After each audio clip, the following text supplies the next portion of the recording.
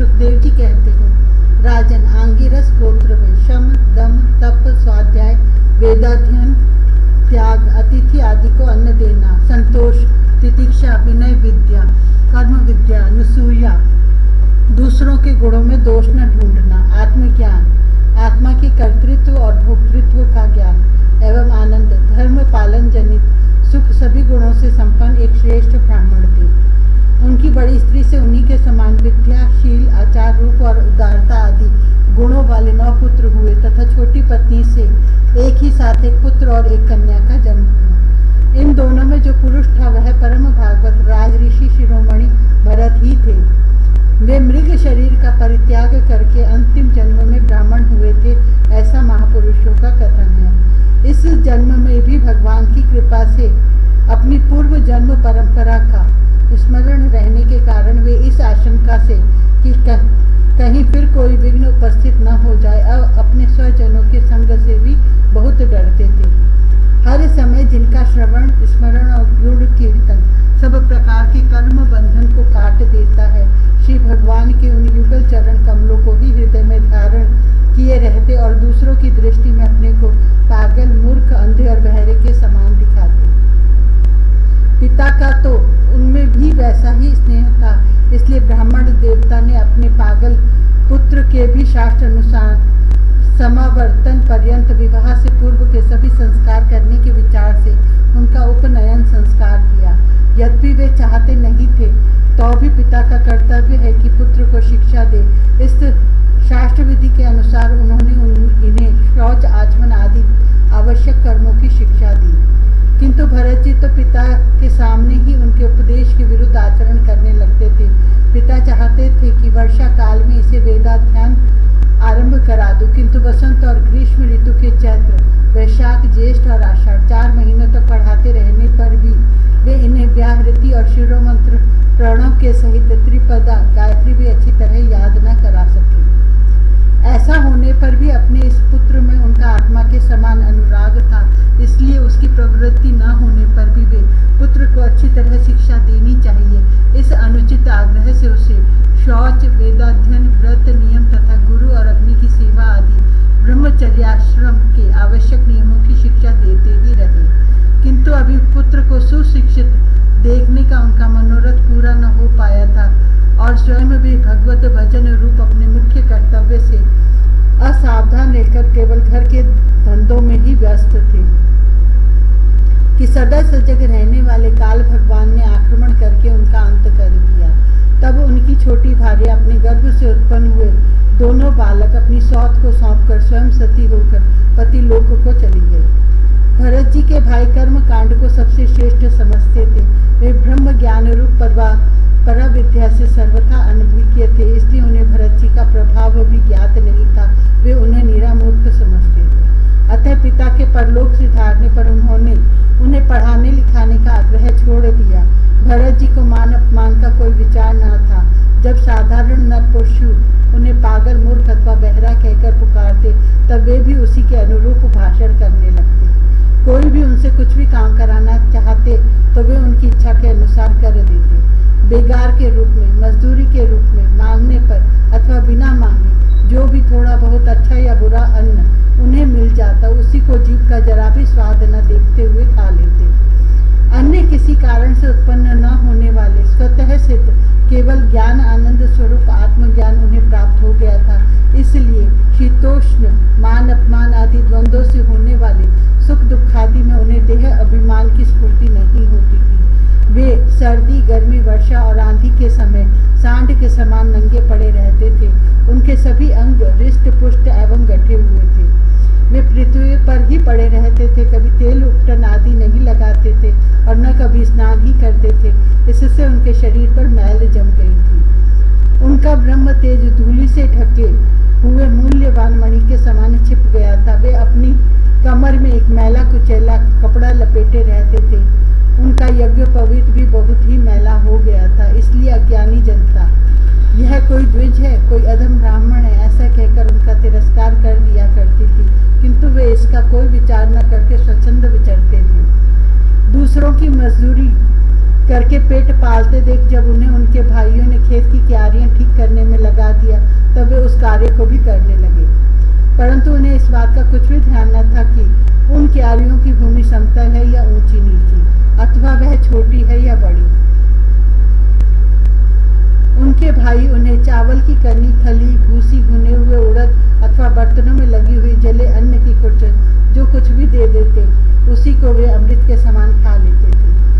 किसी समय डाकों के सरदार ने, जिसके सामंत शूद्र जाति के थे, पुत्र की कामना से भद्रकाली को मनुष्य की बलि देने का संकल्प किया। उसने जो पुरुष पशु बलि देने के लिए पकड़ मंगाया था, वह दैववश उसके फंदे से निकलकर भाग गया। उसे ढूंढने के लिए उसके सेवक चारों ओर दौड़े, किंतु अंधेरी रात में आधी रात के समय कहीं उसका पता न लगा।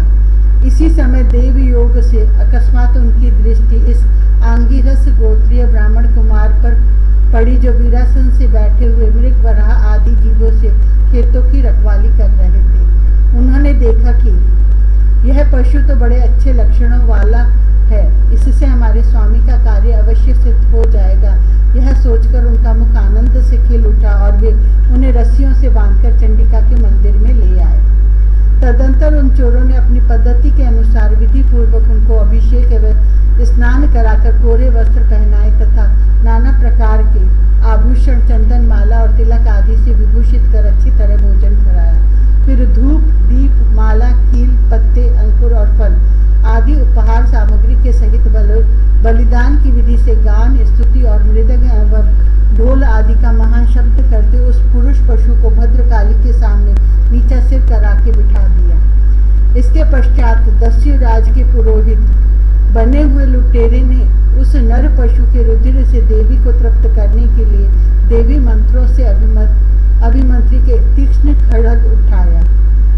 चोर स्वभाव से तो रजोगुणी तमोगुणी थे ही, धन के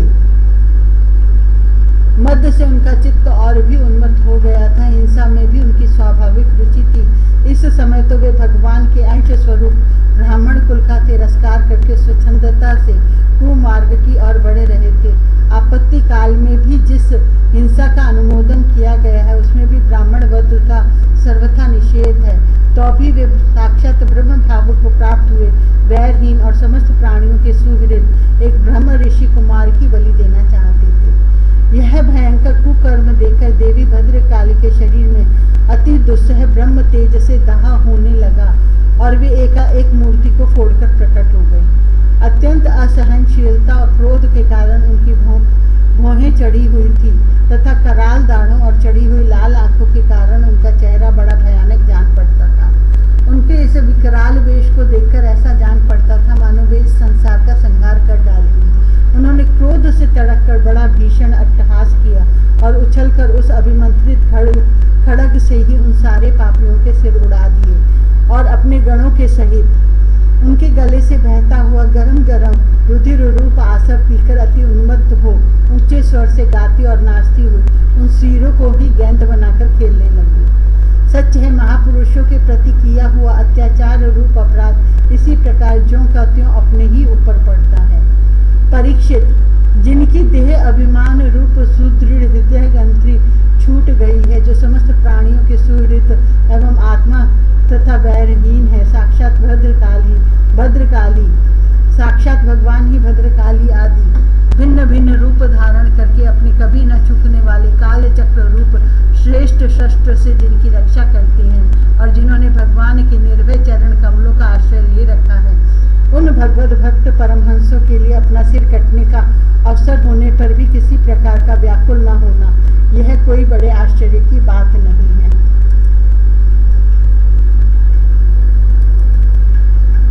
दसवां अध्याय, जड़ भरत और राजा रघुगढ़ की भेंट। श्री सुखदेव जी कहते हैं, राजन, एक बार सिंधु सौवीर देश का स्वामी राजा रघुगढ़ पालकी पर चढ़कर जा रहा था। जब वह इक्षुमती नदी के किनारे पहुंचा, तब उसकी पालकी उठाने वाले कहारों के जमादार को एक कहार की आवश्यकता पड़ी। कहार की खोज करते समय देववश से ये ब्राह्मण देवता मिल गए। इन्हें देखकर उसने सोचा, यह मनुष्य रिष्ट पुष्ट जवान और गठीले अंगों वाला है, इसलिए यह तो बैल या गधे के समान अच्छी तरह बोझा ढो सकता है। यह सोचकर उसने बेगार में पकड़े हुए अन्य कहारों के साथ इन्हें भी बलात्कार से पकड़कर पालकी में जोड़ दिया।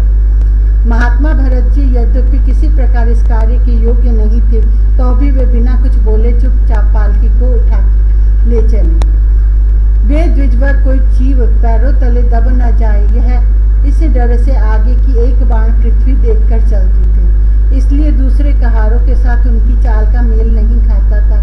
अतः जब पालकी टेढ़ी सीधी होने लगी, तब यह देखकर राजा रघुगण ने पालकी उठाने वालों से कहा, अरे कहारों, अच्छी तरह चलो, पालकी को इस प्रकार ऊंची नीची करके क्यों चलते हो? तब अपने स्वामी का यह आक्षेप युक्त वचन सुनकर कहारों को डर लगा कि कहीं राजा उन्हें दंड न दे, इसलिए उन्होंने राजा से इस प्रकार निवेदन किया, महाराज, यह हमारा प्रमाद नहीं है, हम आपकी नियम मर्यादा के अनुसार ठीक ठीक ही पालकी ले चल रहे हैं। यह एक नया कहार अभी अभी पालकी में लगाया गया है, तो भी यह जल्दी जल्दी नहीं चलता, हम लोग इसके साथ पालकी नहीं ले जा सकते। कहारों के ये दीन वचन सुनकर राजा रघुगण ने सोचा, संसर्ग से उत्पन्न होने वाले दोष एक व्यक्ति की में होने पर भी उससे संबंध रखने वाले सभी पुरुषों में आ सकता है, इसलिए यदि इसका प्रतिकार न किया गया तो धीरे धीरे ये सभी कहार अपनी चाल बिगाड़ लेंगे। ऐसा सोचकर राजा रघुगण को कुछ क्रोध आया। यद्यपि उसने महापुरुषों का सेवन किया था, तथापि क्षत्रिय स्वभाववश बलात्कार से उसकी बुद्धि रजोगुण से व्याप्त हो गई और वह उन द्विज श्रेष्ठ से, जिनका ब्रह्म तेज भस्म से ढके हुए अग्नि के समान प्रकट नहीं था, इस प्रकार व्यंग से भरे वचन कहने लगा, अरे भैया, बड़े दुख की बात है, अवश्य ही तुम बहुत थक गए हो। ज्ञात होता है तुम्हारे इन साथियों ने तुम्हें तनिक भी सहारा नहीं लगा है, इतनी दूर से तुम अकेले ही बड़ी देर से पालकी ढोते चले आ रहे हो, तुम्हारा शरीर भी तो विशेष मोटा ताजा और हट्टा कट्टा नहीं है, और मित्र बुढ़ापे ने अलग तुम्हें दबा रखा है। इस प्रकार बहुत ताना मारने पर भी वे पहले की ही भांति चुपचाप पालकी उठाए चलते रहे। उन्होंने इसका कुछ भी बुरा न माना, क्योंकि उनकी दृष्टि में तो पंचभूत, इंद्रिय और अंतःकरण का संघात, यह अपना अंतिम शरीर अविद्या का ही कार्य था। वह विविध अंगों से युक्त दिखाई देने पर भी वस्तुतः था ही नहीं, इसलिए उसमें इनका मैं मेरेपन का मिथ्या अध्यास सर्वथा निवृत्त हो गया था और वे ब्रह्म रूप हो गए थे। किंतु पालकी अब भी सीधी चाल से नहीं चल रही है, यह देखकर राजा रघुगण क्रोध से आग बबूला हो गया और कहने लगा, अरे यह क्या तू जीता ही मर गया है? तू मेरा निरादर करके मेरी आज्ञा का उल्लंघन कर रहा है। मालूम होता है तू सर्वथा प्रमादी है। अरे जैसे दंड पाणी यमराज जन समुदाय को उसके अपराधों के लिए दंड देते हैं, उसी प्रकार मैं भी अभी तेरा इलाज किए देता हूँ, तब तेरे होश ठिकाने आ जाएंगे। रघुगण को राजा होने का अभिमान था, इसलिए वह इसी प्रकार बहुत सी अनाप शनाप बातें बोल गया। वह अपने को बड़ा पंडित समझता था, अतः रजतम युक्त अभिमान के वशीभूत होकर उसने भगवान के अनन्य प्रीति पात्र भक्तवर भरत जी का तिरस्कार कर डाला। योगेश्वरों की विचित्र कहनी करनी का तो उसे कुछ पता ही न था। उसकी ऐसी कच्ची बुद्धि देखकर वे संपूर्ण प्राणियों के सुहृद एवं आत्मा ब्रह्मभूत ब्राह्मण देवता मुस्कराए और बिना किसी प्रकार का अभिमान किए इस प्रकार कहने लगे। जड़ भरत ने कहा, राजन, तुमने जो कुछ कहा वह यथार्थ है, उसमें कोई उलाहना नहीं है। यदि भार्य नाम की कोई वस्तु है तो ढोने वाले के लिए है, यदि कोई मार्ग है तो वह चलने वाले के लिए है, मोटापन भी उसी का है। यह सब शरीर के लिए कहा जाता है, आत्मा के लिए नहीं। ज्ञानी जन ऐसी बात नहीं करती। स्थूलता, कृष्णता आदि व्याधि, भूख, प्यास, भय, कलह, इच्छा, बुढ़ापा, निद्रा, प्रेम, क्रोध, अभिमान और शोक, ये सब धर्म देह अभिमान को लेकर उत्पन्न होने वाले जीवों में रहती हैं। मुझ में इनका लेश भी नहीं है। राजन, तुमने जो जीने मरने की बात कही, सो जितने भी विकारी पदार्थ हैं उन सभी में नियमित रूप से ये दोनों बातें देखी जाती हैं, क्योंकि वे सभी आदि अंत वाली हैं। यशस्वी नरेश, जहाँ स्वामी सेवक भाव स्थिर हो वहीं आज्ञा पालन आदि का नियम भी लागू हो सकता है। तुम राजा हो और मैं प्रजा हूँ, इस प्रकार की भेद बुद्धि के लिए मुझे व्यवहार के सिवा और कहीं तनिक भी अवकाश नहीं दिखाई देता। परमार्थ दृष्टि से देखा जाए तो किसे स्वामी कहें और किसे सेवक। फिर भी राजन, यदि तुम्हें यदि स्वामित्व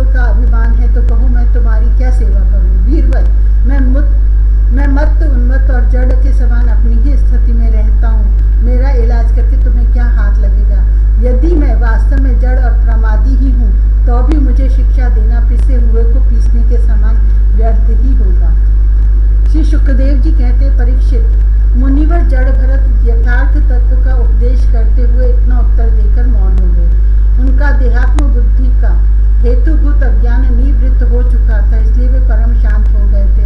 अतः इतना कहकर भोग द्वारा प्रारब्ध क्षय करने के लिए वे फिर पहले के ही समान उस पालकी को कंधे पर लेकर चलने लगे। सिंधु सौवीर नरेश रघुगण भी अपनी उत्तम श्रद्धा के कारण तत्व जिज्ञासा का पूरा अधिकारी था। जब उसने उन द्विज श्रेष्ठ के अनेकों योग ग्रंथों से समर्थित और हृदय की ग्रंथि का छेदन करने वाले ये वाक्य सुने, तब वह तत्काल पालकी से उतर पड़ा। उसका राजवध सर्वथा दूर हो गया था और वह उनके चरणों में सिर रखकर अपना अपराध क्षमा कराते हुए इस प्रकार कहने लगा, देव, आपने द्विजों का चिन्ह यज्ञोपवीत धारण कर रखा है। बतलाइए, इस प्रकार परिच्छन्न भाव से विचरने वाले आप कौन हैं? क्या आप दत्तात्रेय आदि अवधूतों में से कोई हैं? आप किसके पुत्र हैं? आपका कहाँ जन्म हुआ है और यहाँ कैसे आपका पदार्पण हुआ है? यदि आप हमारा कल्याण करने पधारे हैं तो क्या आप साक्षात सत्व मूर्ति भगवान कपिल जी ही तो नहीं है? मुझे इंद्र के वज्र का कोई डर नहीं है, न मैं महादेव जी के त्रिशूल से डरता हूँ और न यमराज के दंड से। मुझे अग्नि, सूर्य, चंद्र, वायु और कुबेर के अस्त्र शस्त्रों का भी कोई भय नहीं है, परंतु मैं ब्राह्मण कुल के अपमान से बहुत ही डरता हूँ। अतः कृपया बतलाइए, इस प्रकार अपने विज्ञान और शक्ति को छिपाकर मूर्खों की भांति विचरने वाले आप कौन हैं?